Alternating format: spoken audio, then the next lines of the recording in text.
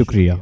नबी करीम सल्लल्लाहु अलैहि वसल्लम का उसवा जो सबसे बेहतरीन उसवा है कि आप खाते कैसे हैं, पीते कैसे हैं, सोते कैसे हैं, जागते कैसे हैं, आपकी गुफ्तार, रफ्तार, किरदार, अखलाक, ये एक एक चीज़ जो है लक़द कान लकुम फ़ी रसूलिल्लाहि उस्वतुन हसना, बेहतरीन शानदार नमूना है। इसलिए अब आपसे किताब व सुन्ना की जो है सुन्नतें शेयर कर रहे हैं और ये खाने पीने की सुन्नतें चल रही थी, तो उनमें से आज सुन्नत नंबर 19 से गुफ्तगू होगी। 18 सुन्नतें पहले जिक्र कर चुका हूँ, ये 19वीं सुन्नत है, तो उससे आगे हम बात करेंगे। सुन्नत नंबर 19, दस्तरखान पर गिरे हुए टुकड़ों को खाना सुन्नत है। अब इंसान जब खाता है तो दस्तरखान पर टुकड़े गिर जाते हैं, रोटी का कोई जो रेज़ा गिर गया, तो ये खाने का कोई रेज़ा गिर गया, तो दस्तरखान पे जो आखिर में देखे तो छोटे छोटे टुकड़े बहुत से गिरे होते हैं। या इंसान जब रोटी तोड़ रहा है, रोटी तोड़ी तो उसका एक आध टुकड़ा नीचे भी गिर गया और इंसान ने लुक़मा बना खा लिया, लेकिन टुकड़ा नीचे गिर रहा, तो दस्तरखान पे टुकड़े गिरे रहते हैं। तो दस्तरखान पर गिरे हुए टुकड़ों को खाना सुन्नत है। हज़रत अब्दुल्लाह इब्ने उम्मे हराम रज़ी अल्लाह ताला अन्हु से मरवी है कि नबी अकरम सल्लल्लाहु अलैहि वसल्लम ने फरमाया, जो शख्स दस्तरखान पर गिरे हुए टुकड़ों को तलाश करके खाएगा, अल्लाह ताला उसकी मग़फ़िरत फरमा देगा। कैसी प्यारी हदीस है कि रसूलुल्लाह सल्लल्लाहु अलैहि वसल्लम ने फरमाया, जो शख्स दस्तरखान पर गिरे हुए टुकड़ों को तलाश करके खाएगा तो अल्लाह ताला उसकी मग़फ़िरत फरमा देगा। तो हवाला मजमू ज़वाइद, मजमू ज़वाइद सफ़ा नंबर 37 और जिल्द नंबर 5 यानी 5। गोया कि यहाँ ये हदीस मौजूद है। तो गोया कि दस्तरखान तलाश कर करके ढूंढ के झाड़ के इंसान आखिर में जमा कर लेता है और उसको खाए। नोट, अबू शेख रहिमहुल्लाह ताला ने बयान किया है कि जो शख्स दस्तरखान पर या बर्तन से गिरे हुए खाने के टुकड़ों को खाएगा, दस्तरखान के पे गिरे हुए या बर्तन से जो है वो गिर गए, कुछ चीज़ें खाने पीने का कुछ गिर गया, तो वो गिर गया, तो फरमाया कि उसको जो खाएगा, तो फरमाया कि नंबर 1 तंग दस्ती से महफूज रहेगा, और अगर तंग दस्त है तो खुशहाल होगा। पहला फ़ायदा कि दुनिया की तंग दस्ती से महफूज रहेगा, और जो अगर तंग दस्त है तो खुशहाल होगा।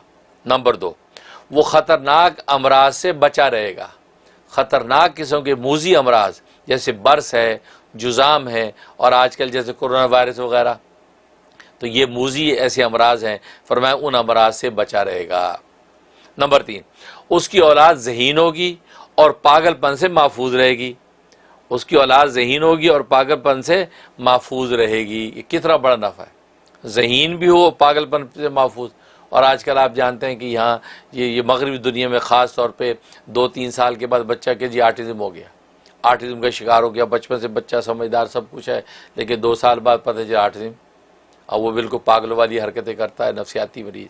तो फरमाया कि देखो कितना बड़ा नफ़ा कि दस्तरखान से जो है वो टुकड़ों को जो है ढूंढ ढूंढ के तलाश करके खाना शुरू कर दें, बल्कि वही टुकड़े जो है अपने उस बच्चे को जो ऑटिज़म का शिकार हो गया उसको भी खिलाना शुरू कर दें, इसी नीयत से कि अल्लाह इस सुन्नत पे मैं अमल कर रही हूँ, अमल कर रहा हूँ, तो मेरे इस बच्चे को जो है शिफा कुल्ली अता फरमा, इंशाअल्लाह उसका पागलपन दूर हो जाएगा।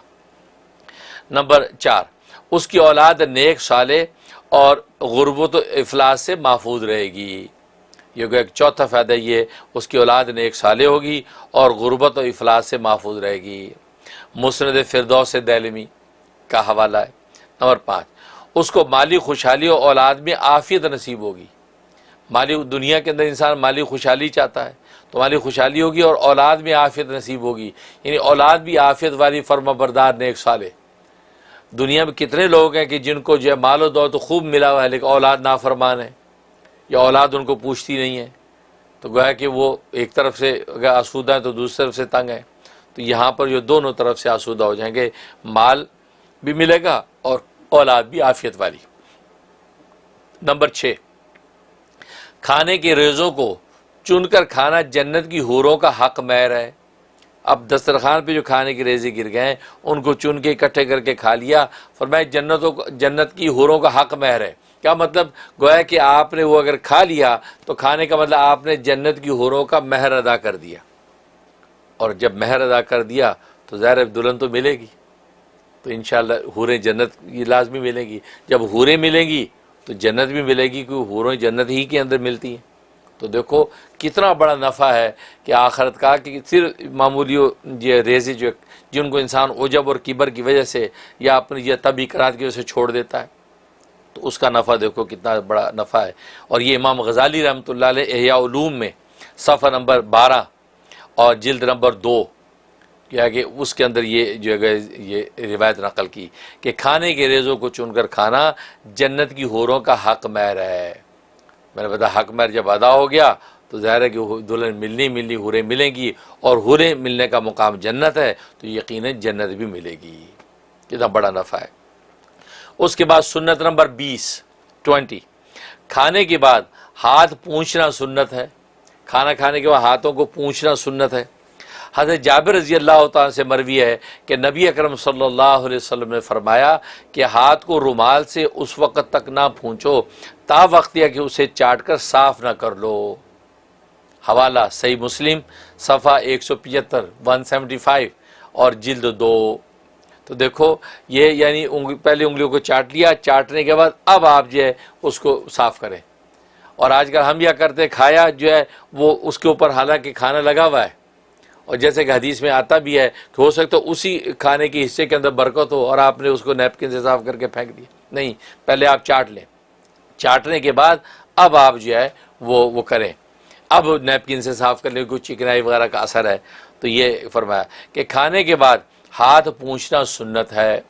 हज़रत जाबिर रज़ी अल्लाह तआला से मरवी है कि नबी अकरम सल्लल्लाहु अलैहि वसल्लम ने फरमाया हाथ को रुमाल से उस वक़्त तक ना पूंछो ता वक्त या कि उसे चाट कर साफ़ ना कर लो। हवाला से मुस्लिम सफ़ा 175 175 और जिल्द 2 यानी वॉल्यूम 2। उसके बाद सुन्नत नंबर 21 सुन्नत खाने के बाद हाथ धोना सुन्नत है। खाने के बाद हाथ धोना सुन्नत है। बाद सहाबा इकराम रिज़वानुल्लाह अलैहिम अजमईन से मरवी है कि नबी अकरम सल्लल्लाहु अलैहि वसल्लम ने फरमाया कि अगर किसी ने खाने वगैरह की चिकनाट वगैरह को धोकर साफ़ ना किया और कोई तकलीफ़ पहुँच गई, मसे किसी जानवर ने काट लिया, तो उसे अपने सिवा किसी पर मलामत नहीं करनी चाहिए। तो वह अपने सिवा किसी पे मलामत ना करे, क्योंकि जब आपने खाना खाया और चिकनाट को धोया नहीं और चिकनाट की खुशबू सुन के कोई कीड़ा आ गया, उसने आपको डस लिया, काट लिया, कोई और जानवर ने आपके मुंह को चबा लिया है, चूहा आया, चूहे ने दांत मार दिया कोई खाने की खुशबू की वजह से, तो क्या होगा? फरमाया कि बस इसको जो तकलीफ़ पहुंची है ये अपने आप को मलामत करे, किसी और को मलामत ना करे कि यार आपके घर में चूहे बहुत हैं, यार ये कीड़े मकोड़े यहाँ साफ़ क्यों नहीं करते, यार यहाँ पर आप स्प्रे क्यों नहीं कराते, उसको छोड़ो, अपने आप को मलामत करो। हवाला अब सुनन अबी दाऊद और सुनन इब्न माजा सफ़ा नंबर 239 239 और मिशकात शरीफ सफ़ा जो है 366 366। ये हवाला है अहदीस तैयबा का कि यहाँ पर यह हदीस मौजूद। लिहाजा जो है वो खाना खाने के बाद उंगलियाँ चाटी, चाटने के बाद उसको रुमाल नैपकिन से साफ़ किया और अब जो है वो पानी से जाकर धो भी लेना चाहिए। और आजकल तो माशाल्लाह साबुन है, एक से एक धोने की ये चीज़ें हैं, तो लिहाजा अच्छी तरह धो के साफ़ करे, क्योंकि उस खुशबू की वजह से कोई जानवर, कोई कीड़ा मकोड़ा आपको ईज़ा न दे। उसके बाद लिखा नोट, इमाम गज़ाली रहमतुल्लाह ताला ने हाथ धोने की कैफियत को बयान करते हुए लिखा है कि साबुन वगैरह अव्वलन बाएं हाथ में ले, पहले दाएं हाथ की 3 उंगलियों को धोए, बायां साबुन लिया, ये 3 उंगलियों को पहले धोए और उन पर साबुन लगाए, फिर होंठ धोए और उन पर उंगलियां मले, फिर मुंह धोए, दांतों को ऊपर नीचे से धोए और तालू को उंगली से मले, फिर उंगलियों को साबुन से धो डाले। ये वो पूरा तरीक़ा है जो फरमाया सुन्नत तरीक़ा, जिस तरीके से हाथ धोने हैं। तो दोबारा सुन लीजिए, इमाम गज़ाली रहमतुल्लाह ताला ने हाथ धोने की कैफियत बयान करते लिखा है कि साबुन को अव्वलन बाएं हाथ में ले और दाएं हाथ की पहली 3 उंगलियां, ये 3 उंगलियों को जो है वो अच्छी तरह यूँ धोए और उन पर साबुन लगाए, फिर होंठों को उंगलियां मले, फिर मुँह को धोए, फिर दांतों को ऊपर नीचे से धोए, ठीक है, और तालू को उंगली से मले, क्योंकि तालू के ऊपर भी चिकनाहट वगैरह का असर लग जाता है, उंगली से मले, फिर उंगलियों को साबुन से धो डाले। अब जो है वो अच्छी तरह धो लिया, पानी से बहा दिया। ये वो तरीक़ा हाथ धोने का इससे क्या होगा कि चिकनाहट वगैरह भी निकल जाएगी और स्मेल जो है वो सारी निकल जाएगी। क्योंकि अगर बस वक़्त मुँह को भी ना धोए ना तो यहाँ मुँह के ऊपर भी जो है वो खाने की खुशबू का असर रहता है। अंदर से अच्छी तरह साफ़ ना करें तो अंदर असर रहता है, उसकी स्मेल महसूस होती है। तो इसलिए अच्छी तरह साबुन थोड़ा सा लगा के बाहर के हिस्से को भी साफ़ करके आप पानी से धो ले तो यहाँ पर भी वो खुशबू खाने की नहीं आएगी। कि हो सकता है हाथ धो ली हो आपने और होंठों पे मुंह पे खाने की खुशबू का असर मौजूद हो, तो कीड़ा यहाँ आके काट ले वो खुशबू का असर समझ के, इसलिए तकलीफ़ हो जाएगी। इसलिए फरमाया कि अच्छी तरह इस तरीके से आप धो लें। हवाला इहयाउल उलूम सफ़ा 12 जिल्द नंबर 2 यानी वॉल्यूम 2 बहवाला शमाइल कुबरा, सुन्नत नंबर 22 नंबर सुन्नत। ठंडा करके खाना तनावुल करना सुन्नत है। ठंडा करके खाना तनावुल करके करना सुन्नत है। क्योंकि गर्मा गर्म एकदम मुंह जला दे ऐसा नहीं, तो ठंडा करके खाना तनावुल करना सुन्नत है। हवाला अस्मा बिनते अबी बकर, अस्मा बिनते अबी बकर रज़ी अल्लाह ताला अन्हा से मरवी है कि नबी अकरम सल्लल्लाहु अलैहि वसल्लम ने फरमाया कि खाना ठंडा होने दो, इसमें बरकत ज़्यादा होती है। खाना ठंडा होने दो, इसमें बरकत ज़्यादा होती है। हवाला कंजुल उम्माल सफ़ा 170 और जिल्द 19 हज़रत अबू हुरैरा रज़ी अल्लाह ताला से मरवी है कि नबी अकरम सल्लल्लाहु अलैहि वसल्लम ने फरमाया है कि खाना ठंडा होने दिया करो, गर्म खाने में बरकत नहीं होती। खाना ठंडा होने दिया करो, गर्म खाने में बरकत नहीं होती। हवाला मजमू ज़वाइद सफ़ा नंबर 23 और जिल्द नंबर 5 यानी 5। नोट, गर्म खाने से मुराद ऐसा गर्म ना हो जो मुंह और हाथ को तकलीफ़ दे।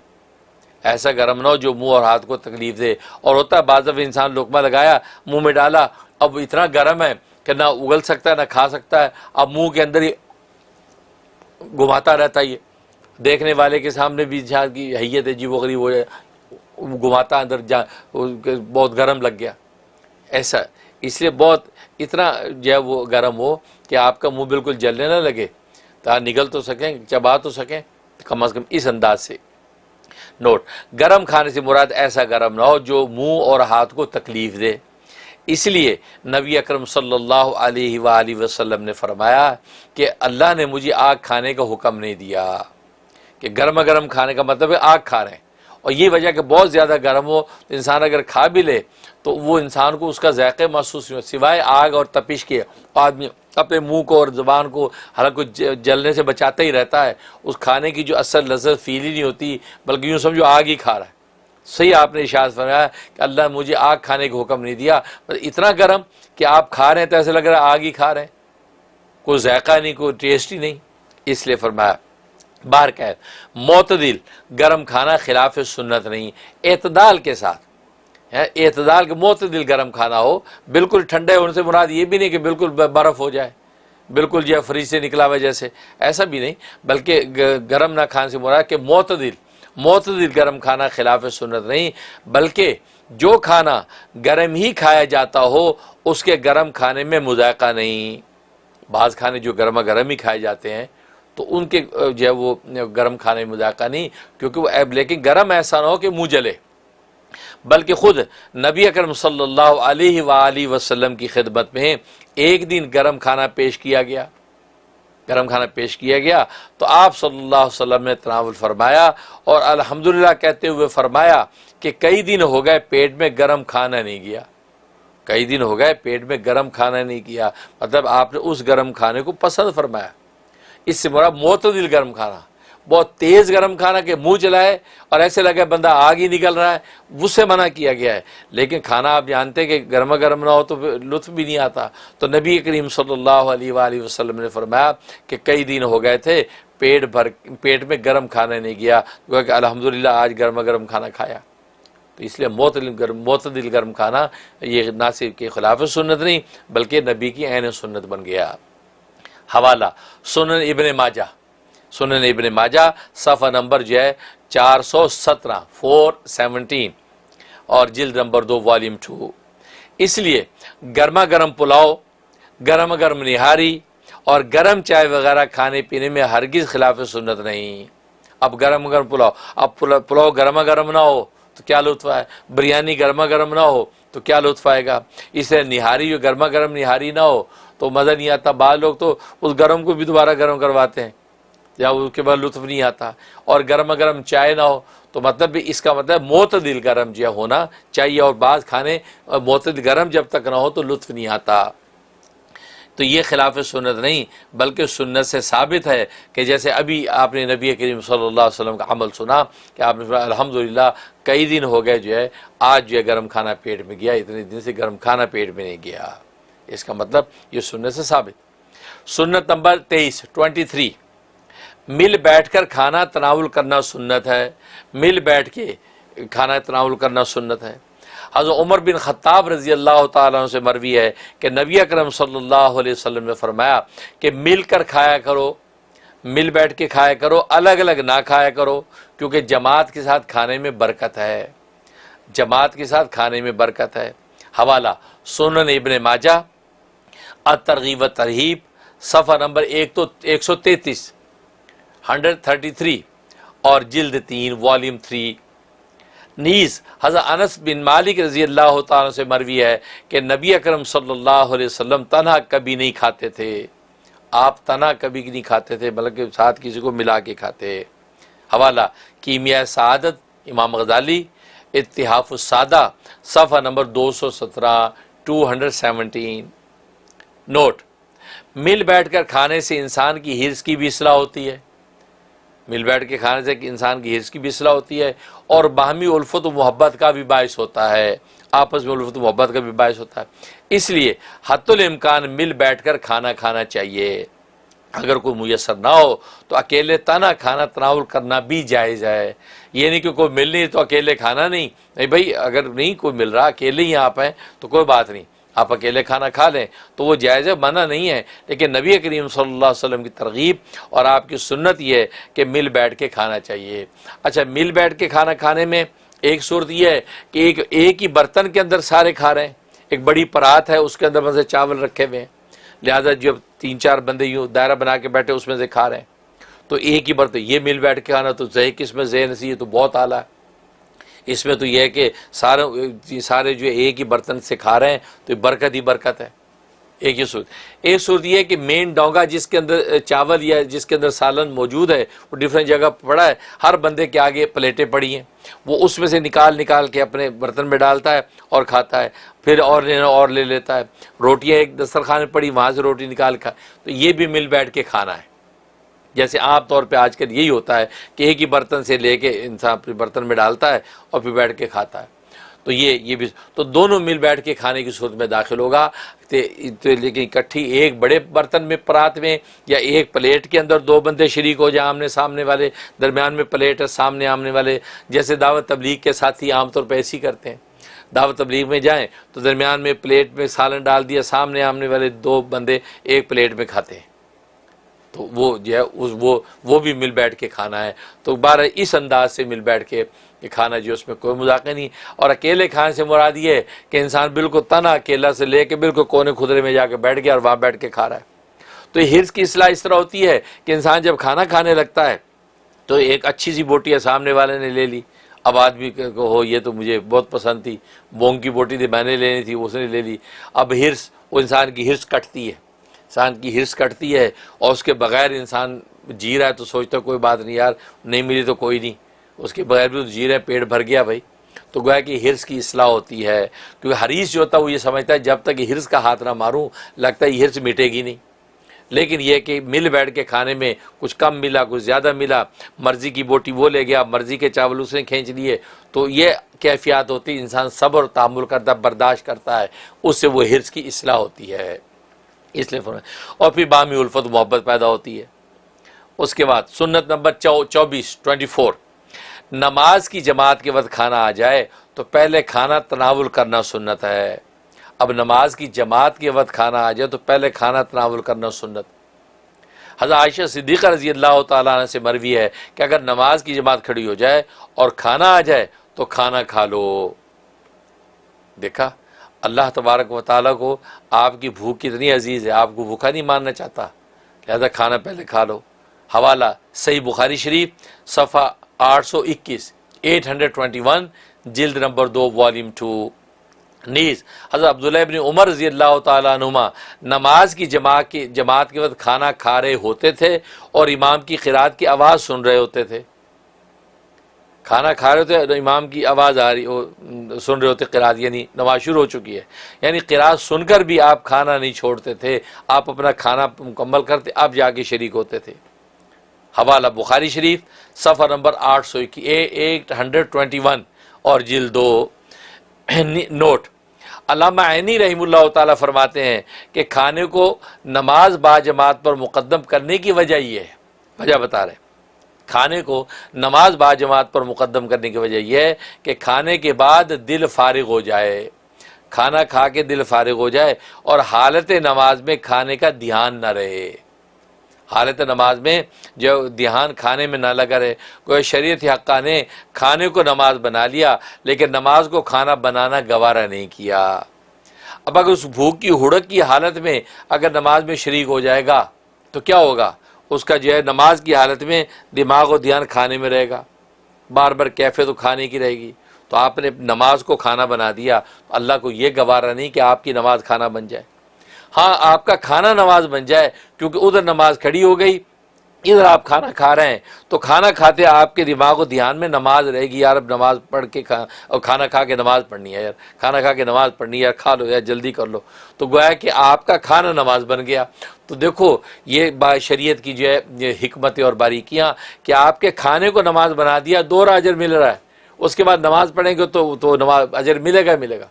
लेकिन नमाज की हालत में अगर खाने का ध्यान रहेगा तो आपने अपनी नमाज को खाना बना दिया, तो ये शरीयत को गवारा नहीं। ये वो राज है कि खाना जब आ जाए, और इसमें ये बात लिखी है, इससे मुराद वह है कि खाना जब आया और वो खाना आने के बाद खाने की एक हुड़क होती है ना भूख की, वो उठ गई आपकी, अब ये नमाज का वक्त हो गया। ये वो कैफियत मुराद है कि इस कैफियत में अब आप पहले खाना खाएं, आप नमाज पर ध्यान ना दें, अपना खाना खाएं, खाना खा के फारिग होके अब आप नमाज में शरीक हो जाएं। जितनी मिल गई वरना अपनी पूरी करें, या 2 साथी मिलकर अपनी जमात करा लें, क्योंकि उससे क्या होगा कि वो जो हुड़क जब उठ जाती है भूख की, तो उस वक़्त फिर इंसान जो है और नमाज में भी उसके ध्यान में रहेगा। लेकिन अगर ऐसा नहीं है, वो भूख की हुड़क नहीं उठी और खाने की खुशबू या खाना दस्तरखान पे आया नहीं है, लेकिन यह कि नमाज का वक्त हो गया है, तो फिर आप नमाज को मुकद्दम करें, क्योंकि अभी दिल आपका खाने में अटका नहीं, क्योंकि भूख जो ख़ास किस्म की हुड़क वो उठी नहीं है, तो लिहाजा उसमें आपकी नमाज खाना नहीं बनेगी। आप नमाज अदा करें, उसके बाद जो है सुन्नत के मुताबिक खाना खाएँ। इसे इस बारीक बात को अच्छी तरह समझ लें। हवाला उम्दतुल कारी शरह बुखारी सफ़ा जो है वो जिल्द नंबर 21 सफ़ा 108 जिल्द नंबर जो 21। सुन्नत नंबर 25 जुमे के दिन बाद जुमा खाना तनावुल करना सुन्नत है। जुमे के दिन बाद जुमा पढ़ने के बाद आप खाना तनावुल करें जुमे वाले दिन, तो जुमे के दिन बाद नमाज जुमा खाना तनावुल करना सुन्नत है। हवाला साल इब्न साद रज़ी अल्लाह ताला से मरवी है कि हम लोग जुमे के दिन जुमे के बाद खाना खाते और कैलूला करते थे, जुमे के बाद खाना खाते और कैलूला करते थे। हवाला सही बुखारी शरीफ सफ़ा 813 जिल्द नंबर 2 वॉल्यूम 2 और तिरमिज़ी सफ़ा 69 और जिल्द 29। सुन्नत नंबर 26 दोपहर के खाने के बाद कैलूला सुन्नत है। दोपहर के खाने के बाद जो है वो कैलूला सुन्नत है। हवाला हज़रत अब्दुल्लाह इब्न अब्बास रज़ी अल्लाह तआला अन्हुमा से मरवी है कि नबी अकरम सल्लल्लाहु अलैहि वसल्लम ने फरमाया कि दिन को सोकर रात की इबादत पर क़ुव्वत हासिल करो, दिन को सोकर रात की इबादत पर क़ुव्वत हासिल करो। हवाला सुनन बहकी शुअबुल ईमान सफ़ा नंबर 182 जिल्द नंबर 5 नीस हज़रत अनस रज़ी अल्लाह ताला से मरवी है कि नबी अकरम सल्लल्लाहु अलैहि वसल्लम फरमाते हैं कि कैलूला करो, क्योंकि शैतान कैलूला नहीं करता। कैलूला करो, शैतान कैलूला नहीं करता। कि दोपहर का खाना खाने के बाद थोड़ी सी इस्तराहत करना, जिसको आज अंग्रेज़ी ज़बान में नैप कहते हैं, कि नैप छोटी सी नैप ले ली, तो नैप ज़रूर ले लिया करो। तो हवाला तबरानी शरीफ इत्तिहाफुस सादा सफ़ा नंबर 143 143 और जिल्द नंबर 2 यानी वॉल्यूम 2। तो यहाँ तक जो है ये खाने की सुन्नतें हुई। उसके बाद मज़ीद जो सुन्नतें आपसे इंशाअल्लाह शेयर करते रहेंगे। तो अल्लाह से दुआ है कि अल्लाह तबारक व तआला अमल करने की तौफ़ीक़ अता फ़रमाए। और ये सुन्नतों पर अमल करना ज़ाहिर है कि अल्लाह तबारक व तआला की जो है वो महबूबियत लाता है। तो अल्लाह तबारक व तआला हमें अपना महबूब भी बना ले।